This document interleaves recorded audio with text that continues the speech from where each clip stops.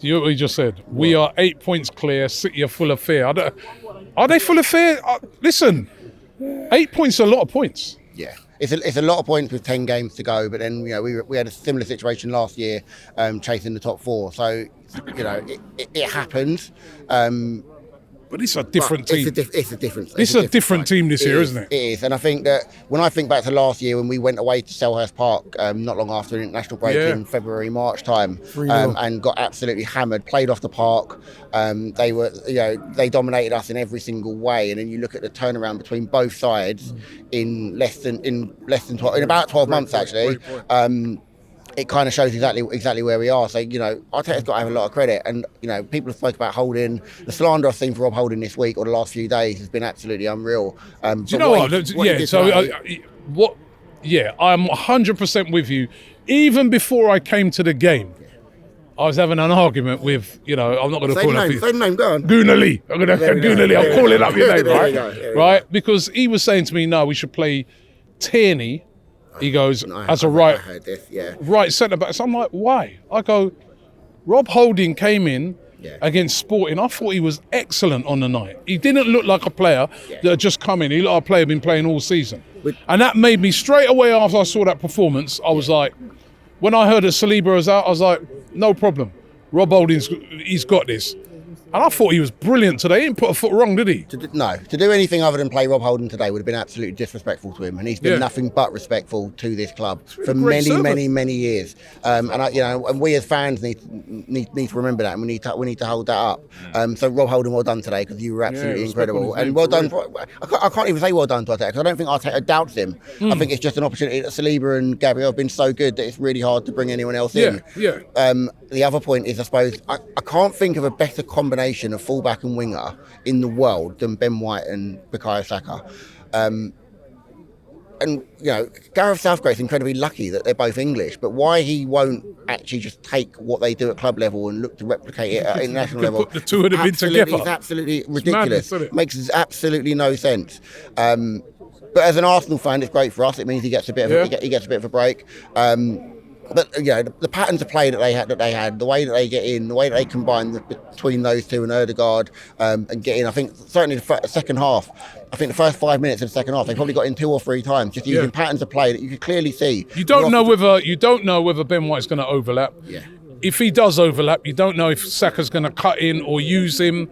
I mean, they've just got it down to a T, haven't they? Yeah, they have, and it's not even just that. It's the angle of pass. So Ben White's got a pass from the inside that he does out to Saka, where he controls it on his right foot and then takes it past the defender on the left foot, beats him every single time. And then they've got the other one where he plays it from the outside, plays it into Saka, and Saka can then go and drive in. They're absolutely defendable. It's impossible to defend against them. And when you've got two players at that level and they've got that level of chemistry, that level of sync, it's absolutely ridiculous. And we're lucky, but that comes from the training ground. That's not two players waking up and going, we're just going to do this, we're going to do that. That comes from hours and hours and hours of work on the training ground. And you can see what a great coach Arteta and the whole team are. Look, 8 points clear going into the international break. An opportunity, like you said, with the Man City game and them having such a tough game coming back, to make that 10 points, make it 9 points, make it 11 points. Look, we've got some tough games, but the side we're absolutely brilliant. We are brilliant. The Fulham game could have been more tougher, and it wasn't. We made it easy. The Thursday game was what the Thursday game was, and I think, when you take the emotion out of it, because people were complaining on Thursday about, Jesus, why did Jesus only play 45 minutes? Well, if you have to make 2 subs in the first half, you've only got one more opportunity to make a sub in the second half. And if someone goes down 3 minutes into the second half, Jesus has now got to play 90 minutes. He ain't ready to play 90 minutes. So, unfortunately, I think they had to make a calculated decision to take him off, and it probably didn't work out the way that we wanted it to work out. I'm not of the ilk where I'm saying, I'm happy to be out of competition and I want all this, because I think as a club we should be competing. I think if you listen to Arteta in his interviews, that's his mentality, and that's the mentality that he's breeding into the squad. And I think someone made the point today about one of the goals. I think with Ben White's nipped in front of Zaha, Zaha's thrown his hands up in the air and done all of that, and then we've got in and scored. Like our players wouldn't do that. They would not do it. They would not get away with it. And he's a seasoned pro. That's not someone that's 2 years into the Premier League. So like the level of fight that we've got, Martinelli running back, tracking back, running people down, Odegaard running back, tracking people down, Jesus, everybody doing it. That comes from breeding that mentality on the training ground and telling people and teaching people what it means to be winners. Yep. And we've got winners in this group now. Now we're going to win it. Yeah.